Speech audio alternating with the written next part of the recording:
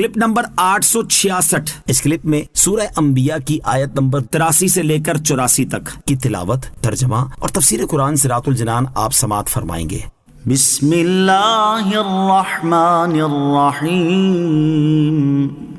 ترجمہ، اللہ کے نام سے شروع جو نہایت مہربان رحمت والا ہے۔ وَأَيُّوبَ إِذْ نَادَى رَبَّهُ أَنِّي مَسَّنِيَ الضُّرُّ وَأَنْتَ أَرْحَمُ الرَّاحِمِينَ۔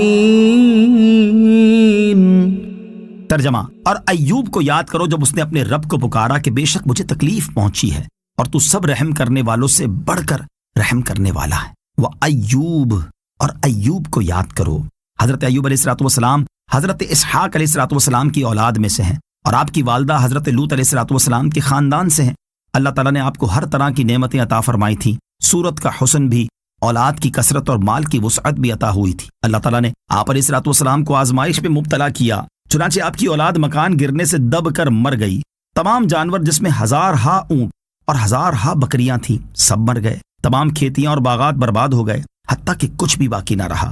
اور جب آپ علیہ السلام ان چیزوں کے ہلاک اور ضائع ہونے کی خبر دی جاتی تھی تو آپ اللہ تعالیٰ کی حمد بجا لاتے اور فرماتے تھے، میرا کیا ہے، جس کا تھا اس نے لے لیا، جب تک اس نے مجھے دے رکھا تھا میرے پاس تھا، جب اس نے چاہا لے لیا، اس کا شکر ادا ہو ہی نہیں سکتا اور میں اس کی مرضی پر راضی ہوں۔ اس کے بعد آپ علیہ السلام بیمار ہو گئے، تمام جسم شریف میں آبلے پڑ گئے اور بدن مبارک سب کا سب زخموں سے بھر گیا۔ اس حال میں سب لوگوں نے چھوڑ دیا، البتہ آپ کی زوجہ محترمہ رحمت بنت افرایم نے نہ چھوڑا اور وہ آپ کی خدمت کرتی رہی۔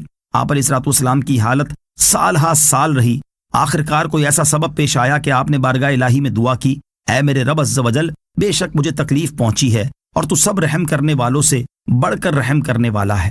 فَاسْتَجَبْنَا لَهُ فَكَشَفْنَا مَا بِهِ مِن ضُرٍّ وَآتَيْنَاهُ أَهْلَهُ وَمِثْلَهُم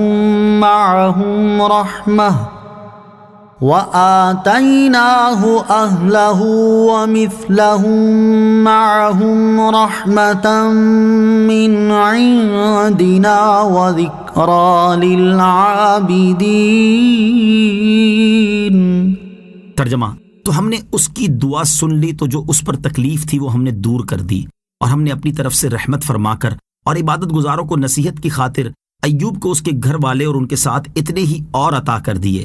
فاستجبنا لہ، تو ہم نے اس کی دعا سن لی۔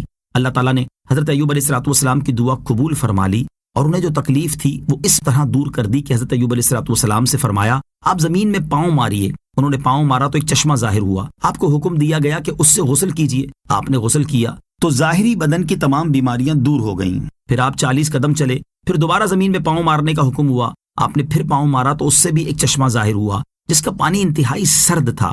آپ علیہ السلام نے اللہ تعالیٰ کے حکم سے اس پانی کو پیا تو اس سے بدن کے اندر کی تمام بیماریاں دور ہو گئیں اور آپ علیہ السلام کو اعلیٰ درجے کی صحت حاصل ہوئی۔ وَآتَيْنَاهُ أَهْلَهُ وَمِثْلَهُم مَّعَهُمْ، اور ہم نے اسے اس کے گھر والے اور ان کے ساتھ اتنے ہی اور عطا کر دیے۔ حضرت عبداللہ بن مسعود، حضرت عبداللہ بن عباس رضی اللہ تعالیٰ عنہم اور اکثر مفسرین نے فرمایا کہ اللہ تعالیٰ نے آپ کی تمام اولاد کو زندہ فرما دیا اور آپ کو اتنی ہی اولاد اور عنایت کی۔ حضرت عبداللہ بن عباس رضی اللہ تعالیٰ عنہما کی دوسری روایت میں ہے کہ اللہ تعالیٰ نے آپ کی زوجہ محترمہ کو دوبارہ جوانی عنایت کی اور ان کے ہاں کثیر اولادیں ہوئیں۔ اللہ تعالیٰ نے حضرت ایوب علیہ السلام پر یہ عطا اپنی طرف سے ان پر رحمت فرمانے اور عبادت گزاروں کو نصیحت کرنے کے لیے فرمائی تاکہ وہ اس واقعے سے آزمائشوں اور مصیبتوں پر صبر کرنے اور اس مصیبت کے عظیم ثواب سے باخبر ہوں اور صبر کر کے اجر و ثواب پائیں۔ مصیبت پر صبر کرنے کا ثواب، آیت کی مناسبت سے یہاں مصیبت پر صبر کرنے کے ثواب پر مشتمل 3 احادیث سماعت کیجیے۔ نمبر 1، ترمذی شریف کی حدیث ہے، حضرت ابو ہریرہ رضی اللہ تعالیٰ عنہ سے روایت ہے، تاجدار رسالت صلی اللہ تعالیٰ علیہ وآلہ وسلم نے ارشاد فرمایا، مومن مرد اور مومنہ عورت کو اس کی جان، اولاد اور مال کے بارے میں آزمایا جاتا رہے گا یہاں تک کہ وہ اللہ تعالیٰ سے اس حال میں ملاقات کرے گا کہ اس پر کوئی گناہ باقی نہ ہوگا۔ نمبر 2، ترمذی شریف کی حدیث، حضرت ابو ذر رضی اللہ تعالیٰ عنہ سے روایت ہے، رسول اکرم صلی اللہ تعالیٰ علیہ وسلم نے ارشاد فرمایا، دنیا سے بے رغبتی صرف حلال کو حرام کر دینے اور مال کو ضائع کر دینے کا ہی نام نہیں، بلکہ دنیا سے بے رغبتی یہ ہے کہ جو کچھ تمہارے ہاتھ میں ہے وہ اس سے زیادہ قابل اعتماد نہ ہو جو اللہ تعالیٰ کے پاس ہے، اور جب تجھے کوئی مصیبت پہنچے تو اس کے ثواب کے حصول میں زیادہ رغبت رکھے اور یہ تمنا ہو کہ کاش یہ میرے لیے باقی رہتی۔